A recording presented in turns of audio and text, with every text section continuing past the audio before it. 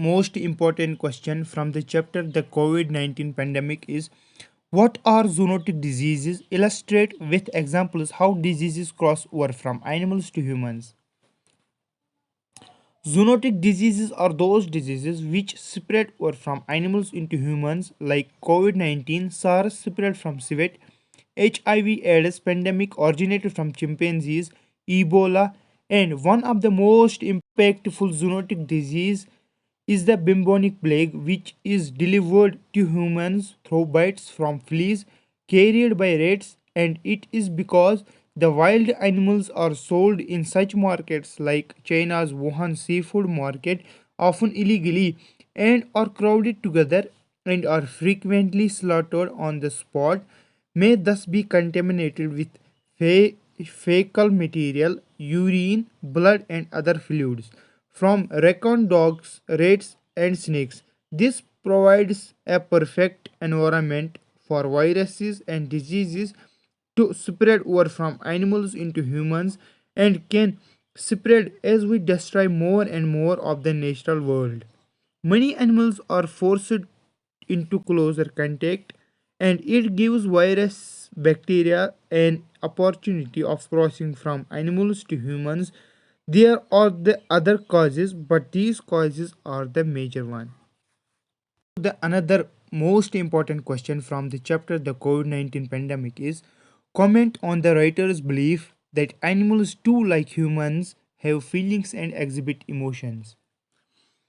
I completely agree with writer's belief that animals too like humans have feelings and exhibit emotions, and it is clear that animals including octopus and fish have personalities and emotions such as fear, distress, and despair.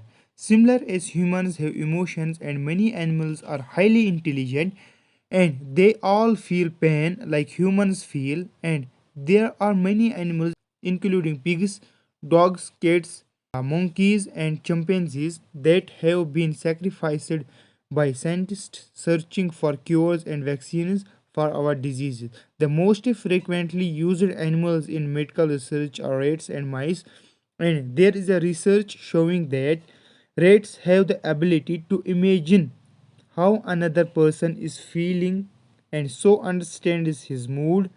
So it is clear that animals too, like humans, have feelings and exhibit emotions. Most important question from the text Speaking in Tongues is what is Z.D. Smith's concept of an ideal voice?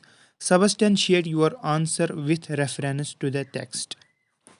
So the answer is Z.D. Smith's concept of an ideal voice, as indicated in her essay, is fixed in the idea of embracing the multiplicity of one's identity and voice. She is against to a singularity and unchanging the voice, and she celebrates the richness that comes from having multiple voices and also reflects the different aspects of one's background, experiences, and identity. She starts by referencing her own experience of adopting a new lettered English voice during her college years and believes it the voice of educated people. And her college voice eventually became her only voice, leading her sense of loss and regret. And she gave another reference of British societal expectation and challenges its idea that voice should remain unchanging. She criticizes the cultural pressure. In another reference of Barack Obama's case, Smith finds hope and inspire in Obama's ability to embrace multiple voices and says it is a gift. J.D. Smith's concept is that individuals should have multiplicity and embrace the various voices. Another important question from the same chapter. Why does Smith refer to Eliza Doolittle from G.B. Shaw's Pygmalion as a patron of the tragically double voiced? Answer is because Eliza's story is a good example of individuals caught between different classes and their voices. Eliza Doolittle is a poor flower girl who undergoes a transformation in the play when she is taken under the wing of Professor Henry Higgins. He teaches her to speak with an upper class British accent, effectively changing her voice and her dressing sense. Eliza's original voice is characterized by her Cockney accent, while the voice she acquires is considered more refined and gentle. Lisa's situation shows tension between different aspects of her life. She is stuck between two worlds, neither lower class nor fitting into the upper class. Her change into a new voice signifies a loss of her original identity. Eliza's situation is tragically double voiced because she is divided between her authentic self and the voice she were taught. No, she is neither fully one nor the other. Smith uses Eliza Doolittle as a symbol to explore the idea that one's multiple voices and identities can be liberating and real rather than trying to fit into singular one. What factors led to the embracing of the computer as a symbol of individual expression and liberation? The 1960s was the period during which the technologists and hippies with different cultures didn't interface well.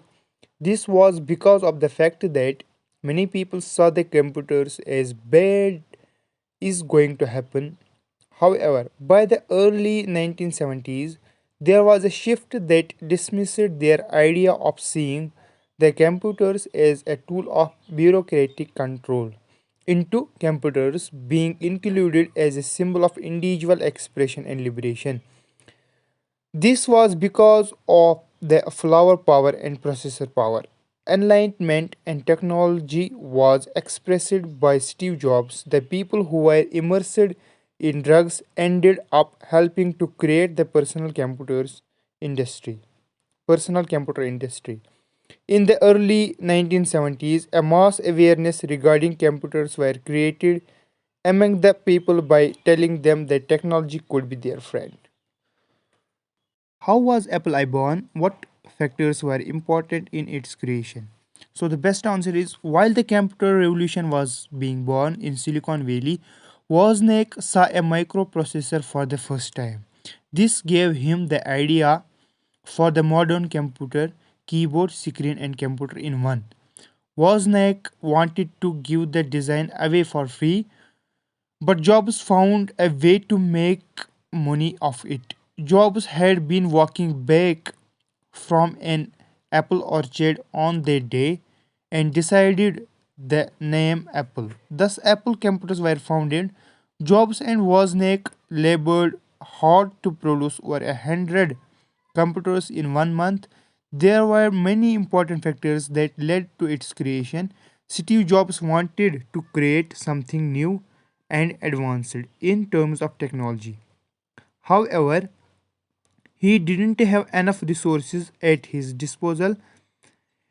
As Steve Jobs and Wozniak decided to start a business, they needed to raise money for the same. Wozniak sold his HP 65 calculator and Jobs sold his Volkswagen bus, and with that little money, they designed for the product and a plan. They started their own company. This is how Apple I was born.